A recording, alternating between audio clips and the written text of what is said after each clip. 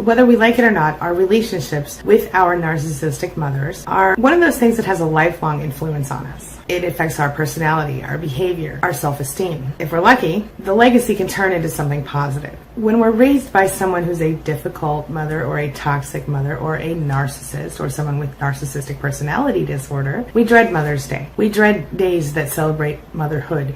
We dread mom's birthday sometimes. Today at queenbeing.com, I'm going to give you a compilation video along with some new information about surviving Mother's Day as an adult child of a narcissistic mother. Let's get started. My name is Angie Atkinson, and on this channel I offer free daily video coaching to help you discover, understand, and overcome narcissistic abuse and toxic relationships. I like to call it toxic relationship rehab. So if that sounds good to you, hit that subscribe button and let's get going. But here's the deal. If you're not yourself a parent, then you probably still focus on your mother during Mother's Day. And even if you are a parent, if you're not currently in contact with your mother, or you never resolved your relationship with her, or she just stresses you the hell out, Mother's Day is stressful for you, even if you are a parent sometimes. So for those who are mothers, one of the things I recommend is to focus on yourself and your own children on Mother's Day. That has always been beneficial for me. One thing I think can help to sort of reclaim the holiday for yourself, even if you're not a mother in the physical sense of having a child, you are in the process of reparenting yourself. You are creating an inner world that is full of nurturing and care. And the more self-care and the more self-nurturing you put into yourself, you begin to see that this is all the stuff that you missed out on if you have a narcissistic mother. This is all of the care and nurturing you need, and you're giving it to yourself. So I would challenge and hope that you can take this day and find ways to appreciate yourself, find ways to nurture yourself, and do all the things for you that you would give to a mother that was nurturing and caring. Be your own mother and love yourself through it. For most parents and their children, whatever the glitches are, the relationship is mostly comforting and supportive. This is not the case for children of narcissists. For some people, there's just more pain. There's more negativity in the mother-child relationship than there is comfort or pleasure. And that is what we experience if we have narcissistic mothers. How do you know if you grew up being raised by or at least influenced by a narcissist as a child? Well, there are a few signs. Maybe your mom was like Miss Perfect and everybody thought she could do no wrong. Maybe your dad was one of those dudes who was like everybody's BFF out in the world. That doesn't necessarily mean they were narcissists, but if they were, when you got home, your dad was no longer Mr. Wonderful, and your mom, maybe she wasn't quite so kind, or she was very demanding, or she was very concerned about her image. You were the only one who really understood who they were. You were expected to be perfect instead of a child. You were expected to be strong. You were expected to be something that maybe you weren't. When you have a mother who is a narcissist, or you are the mother of a narcissist, or a narcissistic adult child, it can be really difficult to know how to feel on Mother's Day because there's a lot of mixed feelings going on and a lot of hurt and disappointment and guilt and all kinds of negative emotions that surround a holiday that's supposed to be one of celebration and one of appreciation. When you're raised by a narcissist, a lot of times you grow up feeling like something's wrong with you. And sometimes you might even recognize that your parents aren't like other parents, and maybe those people should get help and try to fix themselves. But the fact of the matter is that as a child, you know better than to request that your parents fix themselves. You know better than to actually request much of anything from your parents. Until you actually discover that there's such a thing as narcissism, you probably go around trying to fix yourself, don't you? Obviously, narcissists come in all shapes and sizes, race, culture, creed, religion. None of this is an issue. Nationality, what country they live in, how much money they make. Across the board, narcissists come out. Has nothing to do with any of that stuff. Has to do with who they are as a person and often how they were raised by someone else. So how do you know if your parent is a narcissist? Well, let's jump right into the signs that you were raised by a narcissist. Number one, it would be fair to call you a people pleaser. You will bend over backwards to make someone happy, even if it means losing out yourself. And that might be because your narcissistic parent would trample all over you and maybe anyone else in your family to get what they want without really caring much about how anyone else felt in the situation, including you. This leads a lot of adult children to sort of do the opposite of that, to sort of overcorrect and sort of do the whole bending over backward thing to make everybody else happy. Maybe because they were raised by someone who constantly needed that from them, and maybe because they just watched that and they didn't like it. And on the same token, these same people were brought up being told their needs, their thoughts, their feelings, their beliefs didn't matter. And either way, people are now walking all over them simply because they don't even know what they need, and they certainly don't know how to express it. They can't believe that they matter. They are trying really hard to do the opposite of what their parent did, and in doing that, they end up getting walked all over. I have to admit that that was me for a long time, and I still sometimes have those moments where I struggle to stand up for myself. See, when you grow up with a narcissistic parent, you're made to feel like there's something really wrong with you if you have normal needs. You're made to feel like you're crazy or sick if you have normal concerns about things. Selfish, small, useless if you don't become the thing they expect you to be. Often you find yourself even sort of cowering when it comes to authority figures or anybody who seems like they have any kind of hold over you for the same reason, because you grew up in a situation where the authority figure, your parent, or some other authority in your life, had the ability to smack you down and ruin your life in an instant, because that's how they needed it to be. For me, the best way to combat this was to learn as much as I could learn about this disorder, narcissistic personality disorder, and to learn how to identify those messages that I grew up with that weren't really my beliefs, my thoughts, my feelings, those messages that were dysfunctional, and then to actively start working against them. Now this brings me to number 2. We're going to talk about your siblings at this point, if you had any. If you didn't have siblings, maybe it was some other child or even an adult, or in some cases a pet. Narcissistic parents have this way of playing you against someone else in your life. Very often, if you have your siblings, one of your siblings. I've talked before about the family that I knew, that the mother had 2 daughters, and each daughter was alternatively the golden child and the scapegoat. And this is common for narcissistic parents. They have trouble with personal boundaries. They view other people, including their children, and often especially their children, as extensions of themselves, not as whole people. They require the most attention. They require all of the praise, the supply, as it were. And what happens is the parent will pick one child or person to be the golden child, and that child will be lifted up. But in addition to getting all the praise and all the positive attention from the parent, the child also is expected to be perfect and has no room for being human. The other child then is the scapegoat child, the one that gets all the blame, never does anything right, is constantly in trouble. And like I said, these roles can alternate between kids and families. And sadly enough, if the roles remain pretty consistent throughout their childhoods, you will experience kids who had 2 entirely different childhoods in the same house. Any of that sound familiar? Not only that, but you'll be incredibly competitive with your sibling, whether you want to or not. You will always feel like everything you do is being compared to that other sibling. And that's the case especially for the scapegoat, but even for the golden child, because in some cases the scapegoat, despite the abuse, often rises up above the golden child, because the golden child has this really twisted idea of how good they really are, or they have this sometimes rebellion against what they are, and so they kind of fall. Either way, you end up being compared to the other sibling, if that's the case in your family. Any of that sound familiar? Now, if you happen to be the golden child in this equation, you might resent your sibling because they were under less pressure than you.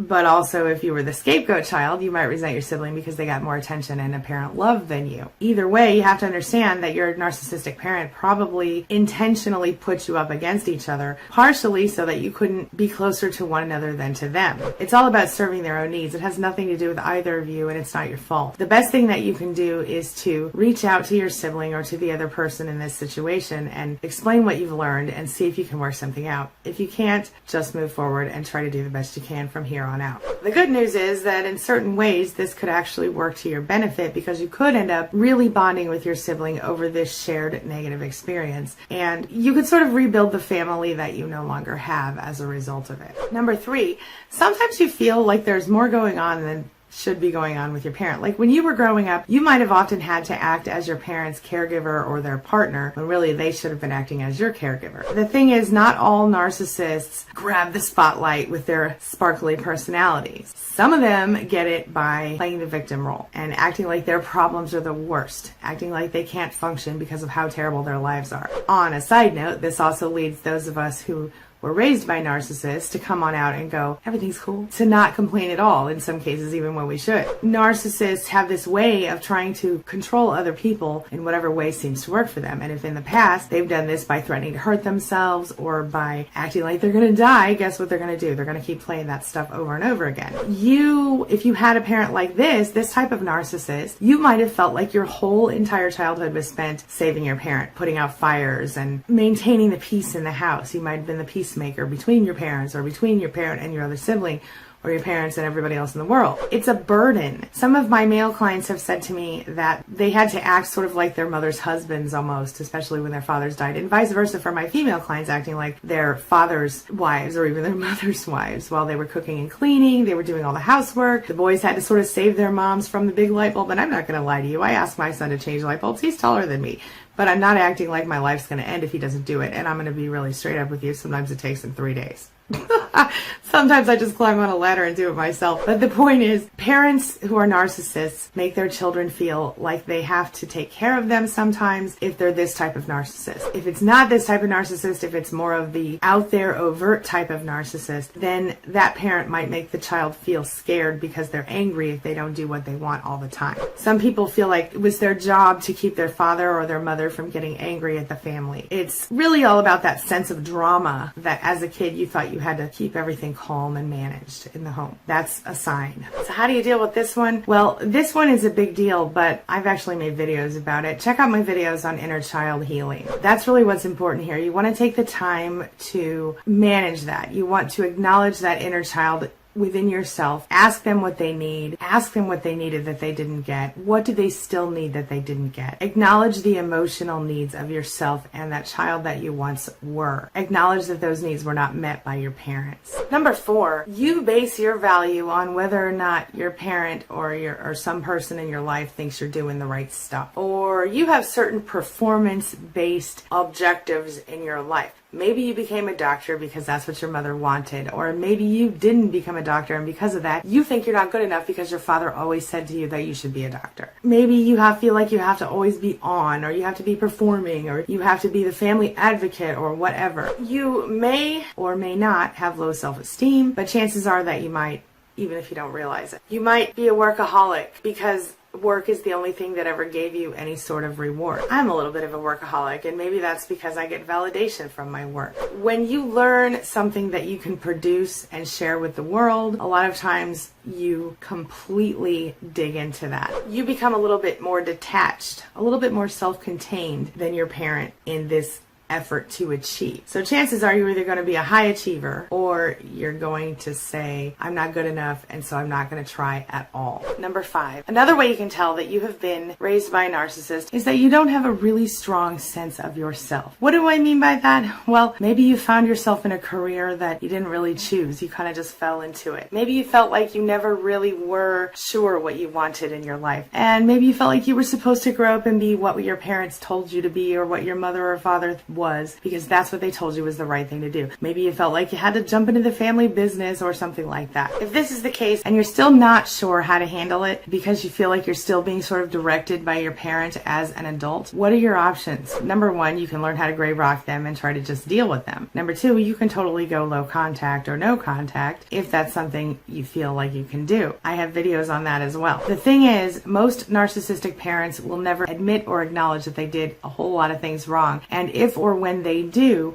it comes out like, oh yeah, you had such a terrible childhood, didn't you? Or, I did my best, poor me, how dare you say anything else? Or something along those lines. Sarcasm, anger, or the victim role, one of those things. Or, how could you possibly say that? I was the best mother in town, everybody said so, or whatever. The parent is likely to deny any sort of problem with themselves, and if they do see anything wrong with themselves, they're probably going to have some sort of justifiable reason to have had the problems, such as, well, your father left me, or your mother was a drunk, or my job was terrible, or something, some excuse, someone else or something else to blame for the trouble. What it all comes down to is that if you had a narcissistic parent, chances are they did not have empathy for you. You have to understand you are not responsible for your parents' abuse. It's a difficult thing to reclaim a holiday and to make it your own, but it can be very empowering, and it can be very freeing and completely change the way you experience days like Mother's Day? Since Mother's Day is one of the most often celebrated holidays in the United States, a lot of people really stress out about this day when it comes to dealing with difficult parents. It should be a special day to honor mothers and to appreciate them for everything that they do, right? But the fact of the matter is, sometimes our mothers can be different than the person who gave birth to us. What do I mean by that? Well, there are different types of mothers in our lives. Sometimes we have a mother who is a friend. Sometimes we have a mother who is our spouse's parent, or we have a mother who is the parent of one of our friends, or we have a mother who is ourself. Because one of the best ways to learn to love yourself after you go through narcissistic abuse is to imagine, what would a good mother have treated me like? How would a good mother have treated me? How would a good mother have loved me? You have to learn to love yourself that much. You have to give yourself unconditional love. So how can you do that if you aren't a mother? How can you do that if you are a mother but you didn't have an example of unconditional love?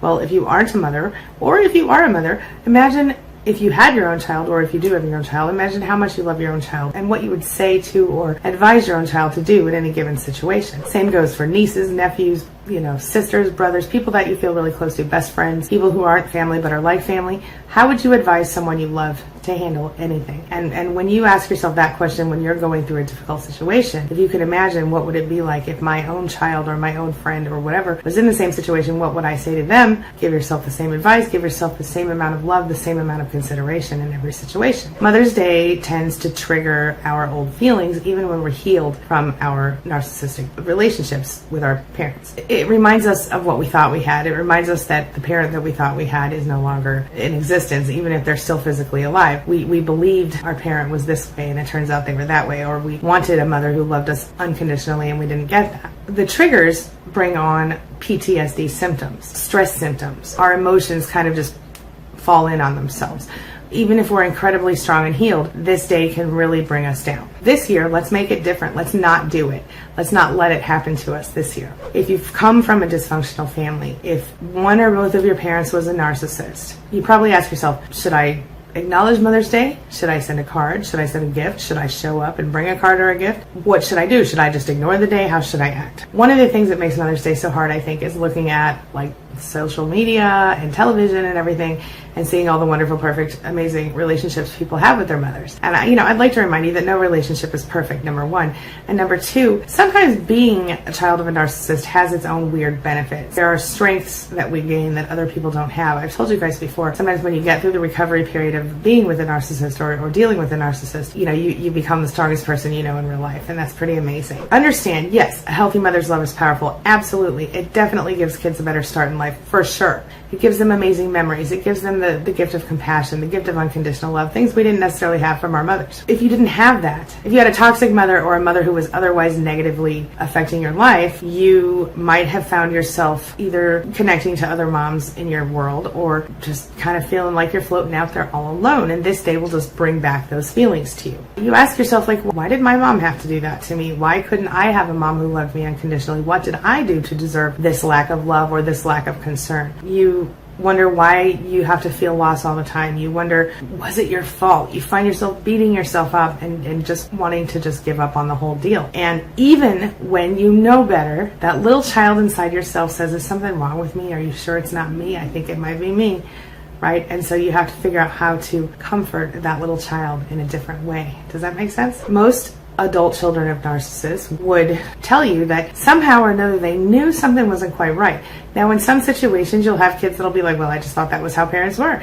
And up to a point, that's true. But then when they start visiting with their friends or spending time with other people, they may have gone, that's weird, that's different. Why isn't that kid scared of mom or dad? Why isn't that kid running away when mom looks at him that way or whatever? Most of us understood early that there was something not quite right about what we were going through. When your needs aren't being met, as a child, you typically blame yourself. You typically feel like you're not good enough. Constantly. That was a constant feeling for me growing up. Not good enough, not good enough, not good enough. Of course, that was reinforced by my narcissistic husband, ex-husband, thank goodness. When your needs aren't being met as a child and as an adult, when you've been conditioned this way, you blame yourself. What you realize later is that, okay, well, maybe it wasn't totally my fault, but by this point, you're already completely conditioned and you're focused on, it's all your fault.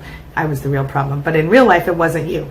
Okay, in real life, now, logically speaking, It wasn't you. It's really difficult for someone who is an empath to wrap their head around the fact that someone else can't understand or feel empathy at all. This is why so many people who go through narcissistic abuse tend to keep trying again and again, because they think to themselves, maybe if I can just explain it the right way, maybe if I could just show this person, hey, this is how you do it, or maybe they just didn't understand me all those years. You keep looking for reasons to try because as an empathic person, you know that probably 99% of the people in your life you could actually affect in a positive way if they give you the opportunity to do so. So you think to yourself, well, maybe this narcissist will get a clue, and maybe this narcissist, my mother, my father, whatever, will get a clue and go, hey, you know what? She is okay. He is okay. That's all right. You know what? Maybe I was wrong about this person all these years. And then some part of you still wants to please them and excite them and make them proud of you, even though you know that even in your lifetime when they have been proud of you, it was always tempered with, but good job on making $1 million in your business. But you know what? You haven't seen me in like a week and I need some stuff done around the house or whatever. That's a really lame example because it's made up. But my point is, whatever you do is never good enough for your narcissistic parent. And so as you go through your life, even when you do something that they're happy with you about, there's always a but. There's always a veiled insult situation. We think, oh, if I just act better, if I just love more, if I do more, if I do better, if I change myself a little bit more, I can be good enough for her.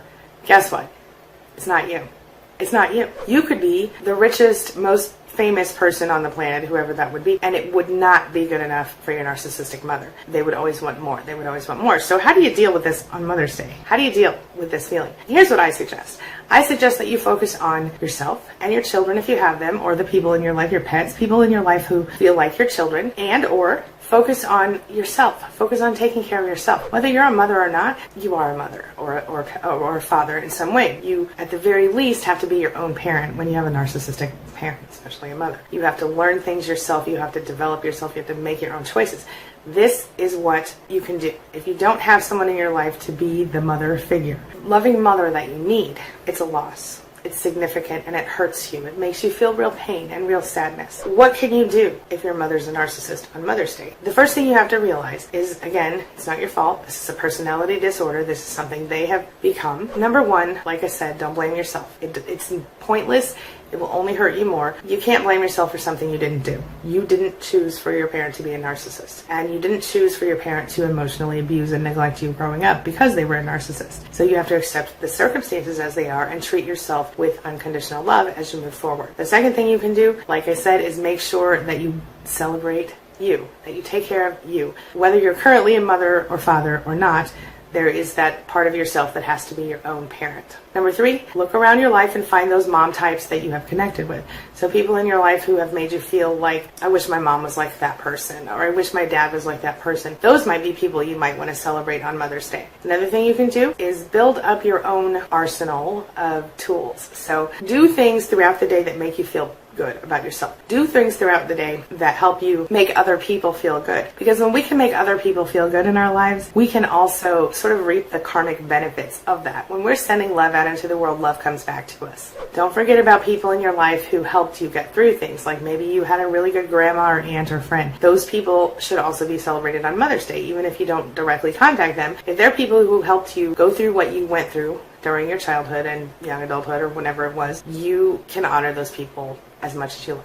If you are a mom, take the time to think about what you wish your mother had given to you and give that to your kids, and also to yourself. If you're not a mom, take the time to think about what your mother should have done for you, and do that for yourself, and maybe for someone else in the world. Maybe you can save a child from becoming a narcissist or from becoming a broken empath by being there for them if their mother isn't. Remember to keep working on your own recovery, because if you can do that, you can prevent giving your children the same fate that you had as a child. You can break the cycle, break the legacy in the family. Because as we all know, toxic relationships tend to be cyclical. They tend to go from parent to child and so on and so forth, and it's passed down throughout generations. So somewhere down in your family history, somebody became toxic, and that person carried it throughout without even maybe realizing what was happening. What do you think about that concept? I think that's a really true statement for like a large percentage of us. We could probably look back and see dysfunction several generations obligations back. And I'm really interested in knowing what you have to say about this, so leave me a comment on that, would you?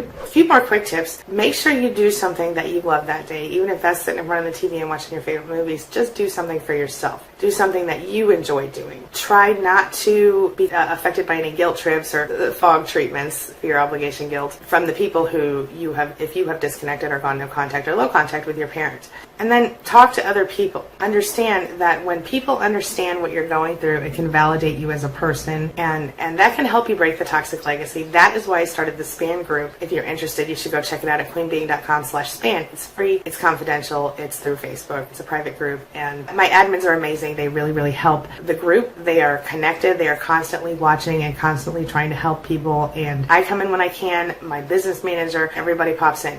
It's an active group, it's a supportive group, a loving group. It's like a little family. I like to call it a Spanily. Come join us if you need support. I guarantee that group's going to be hopping on Mother's Day because we've all been there. You won't be alone. Have a wonderful day, have a wonderful weekend, and happy Mother's Day to you. This year it can be really happy. This brings me to the question of the day. And the question of the day is, Are you struggling with Mother's Day this year? And what are your plans? share your thoughts, share your ideas, share your experiences in the comment section below, and let's talk about it. Now listen, I'm going to leave some videos for you in the cards above and right here and right here. So make sure you take a look at those. And before you go, don't forget to hit that subscribe button right there so we can continue on this journey of healing together. That's all I've got for you right now. As always, thank you so much for being a part of my day and a part of my life. And hey, thanks for letting me be a part of yours. It really does mean a lot to me.